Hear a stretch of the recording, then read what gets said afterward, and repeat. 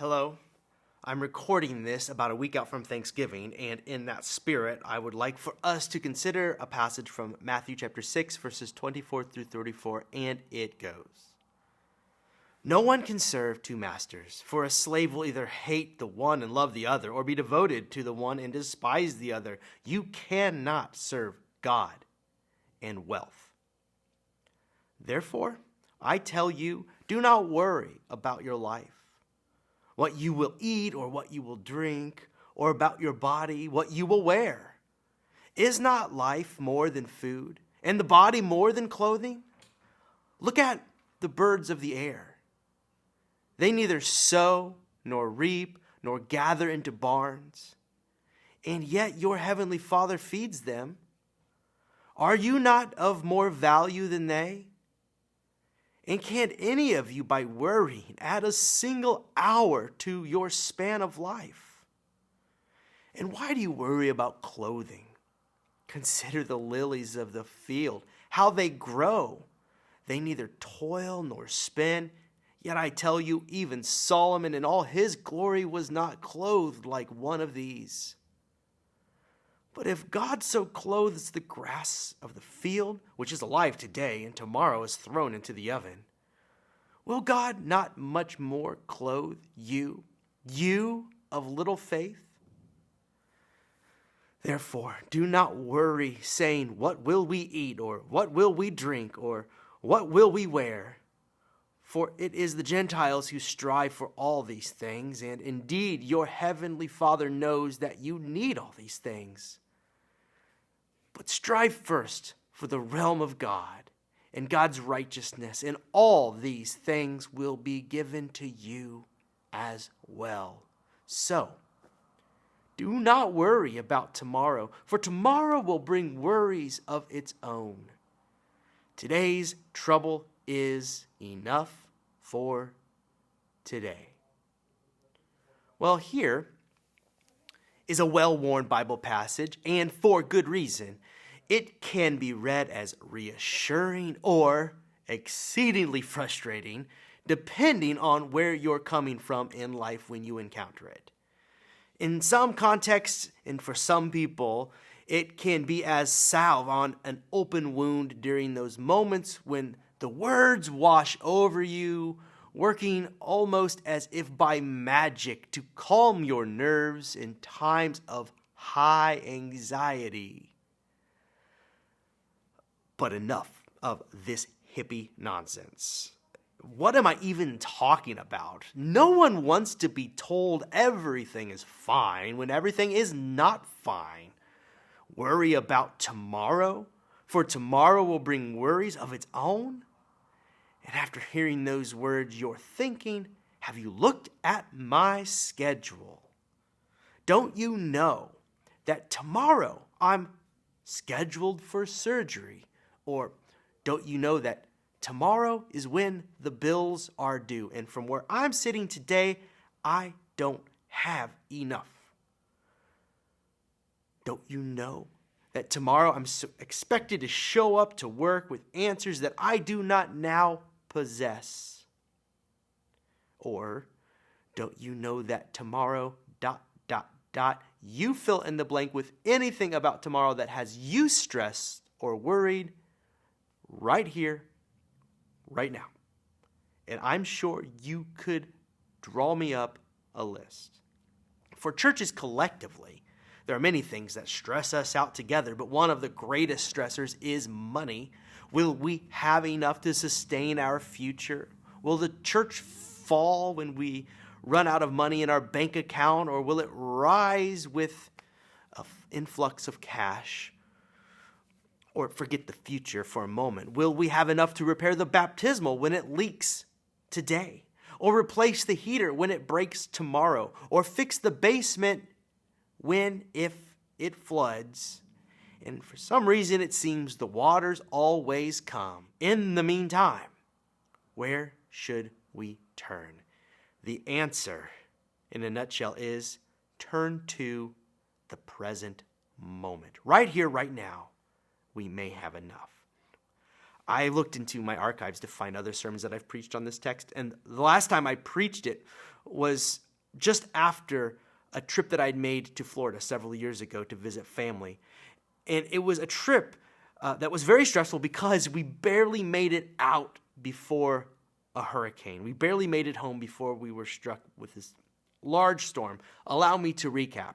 We arrived on a Saturday when the satellites showed that the storm was way out over the Atlantic, somewhere between here and Europe, and we were as yet unsure as to the storm's exact path or whether it would make landfall in Florida at all. It was a distant possibility, one which we thought we'd do better to push to the back of our mind so that we could enjoy the present. After all, doesn't our anxiety about the future ruin our current moments? Of course. So we pushed it away.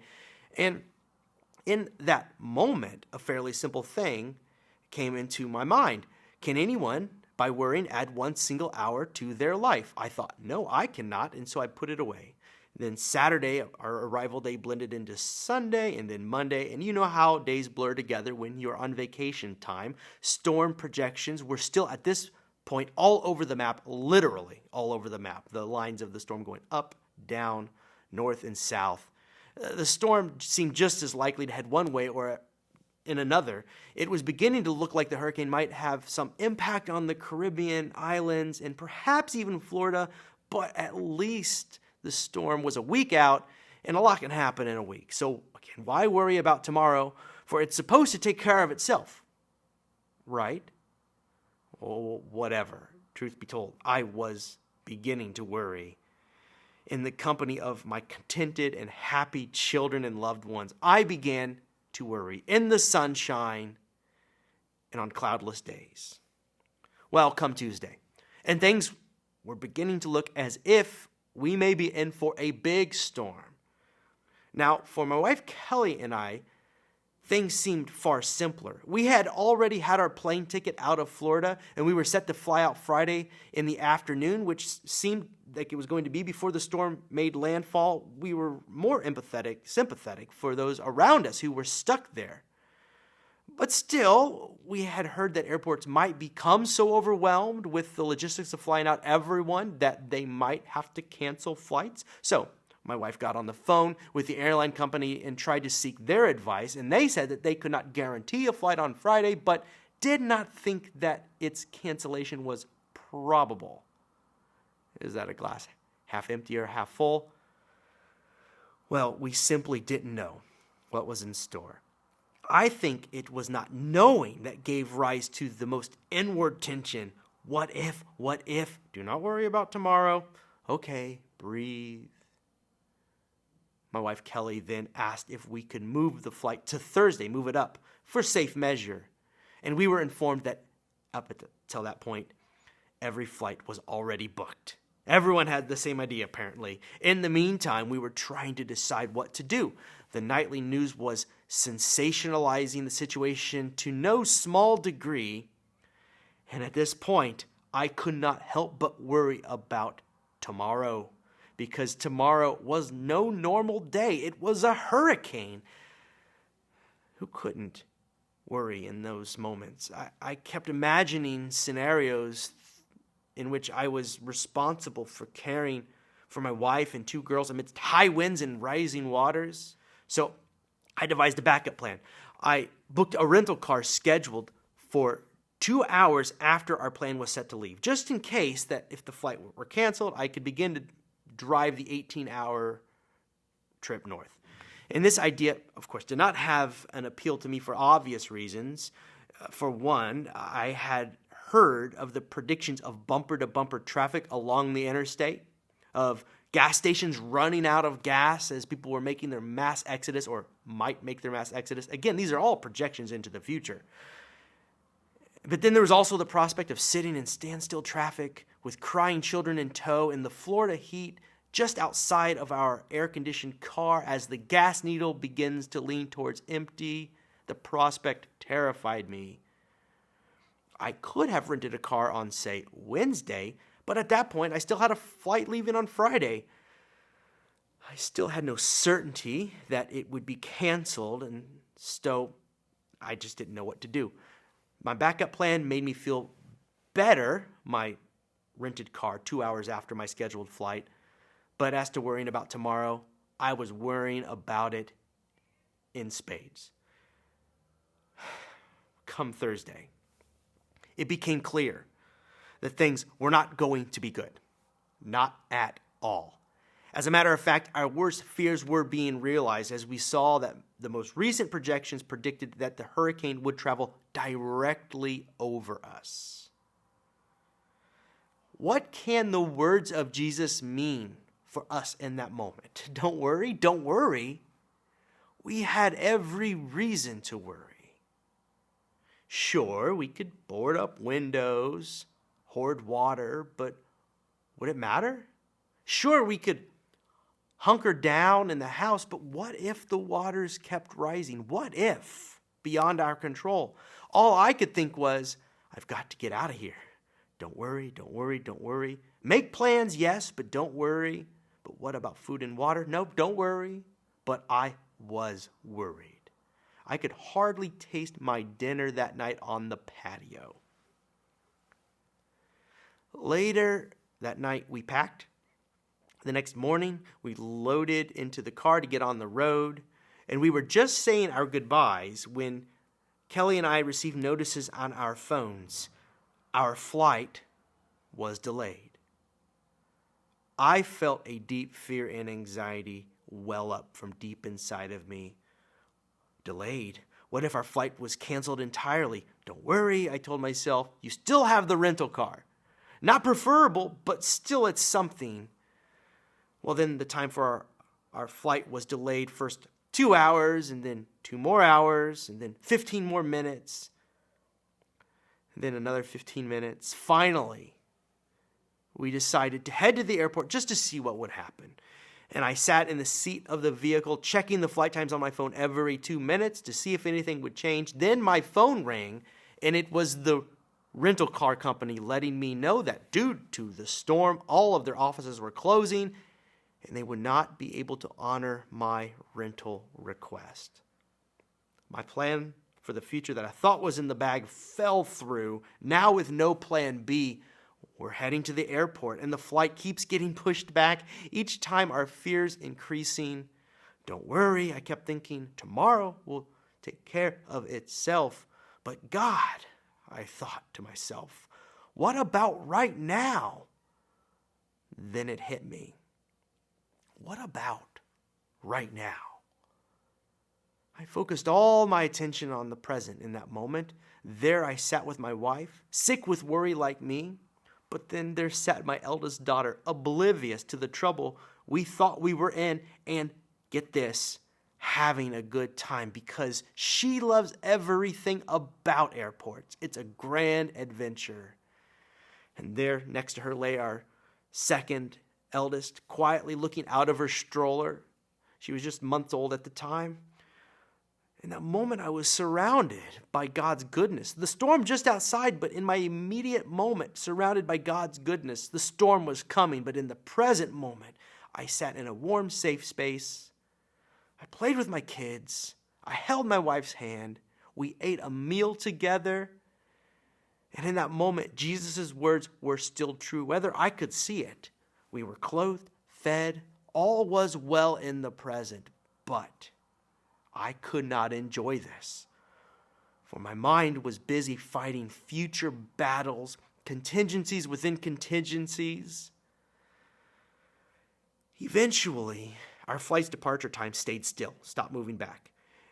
And then we noticed that the plane that we were going to ride home left from Houston and landed in Tampa Bay where we were, and I watched it land with my own 2 eyes. And then we stood by the gate, feeling slightly better but still anxious. It was becoming easier not to worry with every passing minute. Then we boarded, the plane taxied to the runway. Then the wheels of the plane left the ground. My heart felt as though a burden had been lifted. I don't think I could have dealt with things any different, but it was miserable up to that point. For I am prone to worry. It's just who I seem to be. But if I had not been one of little faith as described by Jesus in today's text, I'd have sat in every moment free from the worry about what tomorrow may or may not, in fact, did not bring my way. What I know is my worry did not add one single minute to my life. It offered no solution for my future. What ended up happening in the end would have been the same regardless of what actions we took in the meantime. In the meantime, my worry robbed me of many joys in those present moments. I could not enjoy the meals I shared with my family in the days leading up to that moment. I could not enjoy the laughter of my children, the time spent by the pool, in the sun, or by the beach. I remember looking out into a clear sky over a blue ocean with calm waves and experiencing the beauty in that moment as ominous because I could not separate my present moment from what I thought would be pending calamity for me in the future. Calamity, disaster for me and my family. I should say before we move on that the storms do come. The hurricane specifically did make landfall, and those who were there had to reckon with its chaos when it came. When the phone call that brings bad news or brings terrible things into your life, or when those terrible things do happen, of course it will not be pleasant. Part of the point of today's text is deal with the tragedy as tragedy falls, but in the meantime, notice what is around you and be grateful. Today's passage is an invitation to live into the present moment and to experience the good things we find there. These teachings of Jesus call us to remember the past, not so that it will haunt us, but rather to serve as evidence that God has been good to us. We face trials, sure, yet here we are. We've endured storms. The hurricanes made landfall, sometimes repeatedly, but we were held through it all by a mysterious power. We found joy in the sorrow, or if not in the sorrow, we eventually saw the sun rise again. And as for future storms, sure, they're sure to come. When they arrive, we'll deal with them. Some of them are sure to be terrible to behold, unpredictable and cruel. But there we go again. Worrying about the future. What about right now? Right now. Right now. For many of us, not all of us, but for many of us, right now isn't so bad. Right now, many of us are safe and cared for. Many of us have people in our lives that we love and can enjoy. Don't miss a second of it because of worry. Taste the food you'll eat for lunch and be glad. Feel your body in the comfort of your seat and take it for what it is, a gift from God. Don't miss a single thing. Be grateful. Gratitude is an antidote for worry and anxiety. Gratitude anchors us to our present reality and helps us to realize what it is we've got. Tomorrow, we may not have it, but we have it now. Consider what you have, what the sparrows have, what the flowers have, what the leaves on the trees have in the summer sun after the rain, what the potential life their seeds possess in the winter soil just under the frost, and then say, for all of it, thank you, thank you, thank you for it all. Thank you is like that centering breath you take and then exhale to anchor your anxious mind. Thank you is like that slow exhale you let out when you're lying on your back in bed as you let go of the thoughts that keep you up at night. So take a breath and say it with me. Thank you. Thank you for what I have right here, right now. As for my church, Northwood Christian Church, we have much to be thankful for. We've witnessed the things God has done for the sparrows and even for us again and again and again. And as for the future, it will come and we will meet it. I suspect that the God who brought us to this place together will continue to sustain us, but we'll cross that bridge when we get there. For now, let's say it together. Thank you. Thank you, God, for every good thing. In the meantime, do not worry about tomorrow, for tomorrow will bring worries of its own. Today's trouble is enough for today.